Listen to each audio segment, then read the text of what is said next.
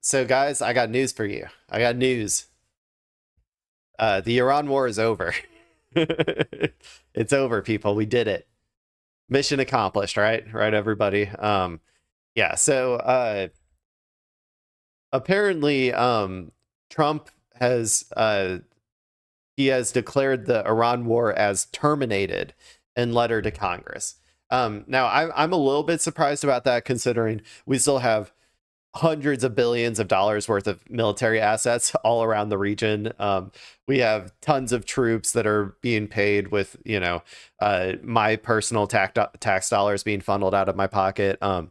We have like a naval blockade, which is definitionally an act of war. Like even under U.S. law, that's considered an act of war. So I'm a little bit surprised that he's saying it's terminated, but hey, if it's terminated, then I guess maybe we can start moving all of those resources back home, moving all those troops back home. So let's see what this is all about. President Trump says he is not happy with Iran and its new offer, and now is considering his options. One of those, he says, is to, quote, blast the hell out of them.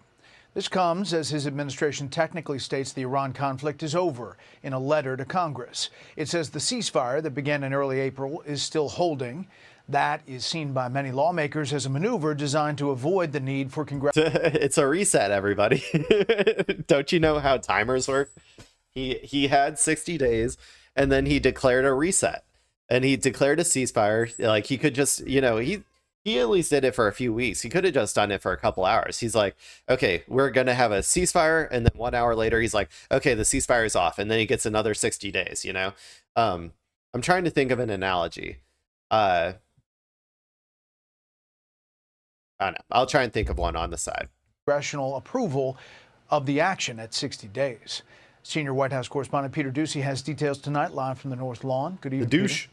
Good evening, Brett. Yes, on paper, the war with Iran is over. But because President Trump has not decided to pull any Pentagon assets out of the Persian Gulf, it's not really over.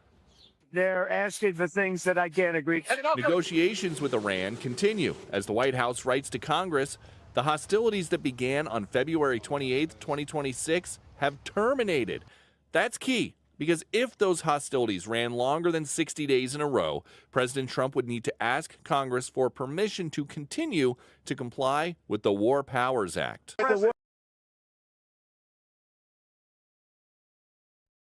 Would have to, is what I said. Yeah, like Congress is a joke. Like, it's a dysfunctional body. It doesn't have any power.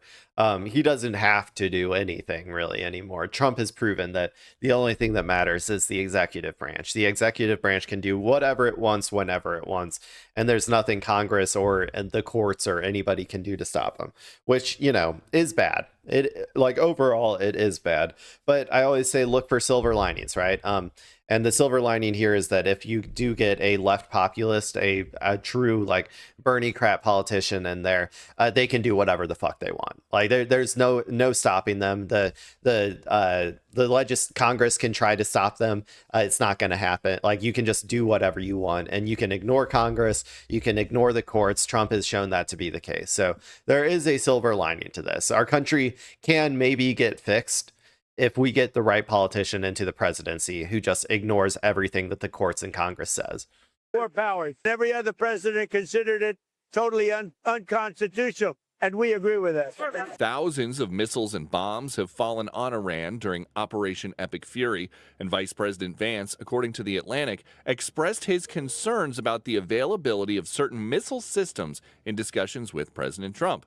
The president doesn't share those concerns. All over the world, we have inventory, and we could take that if we need it. For instance, we're stopped in. Yeah, we can just steal it from all of the fake allies and give it to the one true ally, Israel. It's insane, dude. We cannot. It's so funny. We went through 50%, people. 50% of our missiles in like 6 weeks of war. That means we have a good 6 weeks left before we are just done. Before we are done. And maybe I don't know. Maybe he's right. Maybe we can steal a bunch of missiles missiles from all of our client states. I don't think they would be very happy about that if they like bought them or whatever, you know, but maybe we could just steal them, and then maybe we could eke out another, 6 weeks on top of that. Who knows? It seems like, though, in grand total, like for a like going against a middle power, like lower/middle power like Iran, we are capable of a grand total of 12 weeks of war. That's what our $1 trillion defense budget is capable of. It's 12 weeks of war before we're just out of everything you could possibly need to sustain our imperial death machine. Like I always say, America couldn't produce like itself out of a paper bag. It can't produce jack shit, man. It's like, it's something that's easily produced. Like, I guess, yeah, it couldn't produce a paper bag. Like, we just have no production capability. Locked and loaded. As a result of the war, gas prices have climbed to $4.39 a gallon. And people are angry about it. I'm angry about it when I go to the gas pump. As soon as the war ends, Me too. gasoline prices will go down. But Trump is right. As soon as we get the Strait open, you'll see that price fall, hopefully down to $3.50. If the president decides to break the ceasefire, CENTCOM Commander Admiral Brad Cooper has presented him new strike options. I mean, do we want to go and just blast the hell out of them and finish him forever, or do we want to? Dude, come on. We saw you do this last time. What is gonna change if you go back into a hot war? Iran was in a better bargaining position when it was a hot war. So if anything, this would decrease your bargaining position. Yeah, I don't know. It seems likely at this point that they're going to go back into a hot war, but I don't know, man. They keep tricking me. I used to feel like I had a pretty good read on when they were about to go into it. Like just based on reading news reports and stuff. Now I'm just not so sure because they keep taking longer than I expect, which it really, I think, is more of a symptom of like probably their inability to actually restock as quickly as they would like. Like they're straight up like running into the material realities that like I kind of assumed that we would be capable of like just like not even like producing enough missiles to keep this going, but like moving enough missiles and production, or like moving enough missiles and capabilities to where they need to go in order to restart this a lot quicker. I just think that like maybe even that is a lot less competent and a lot like less capable than I was expecting from our $1 trillion defense budget. Like I gave it probably a little bit too much credit maybe. But yeah, I don't know when it's going to start up again, to be honest.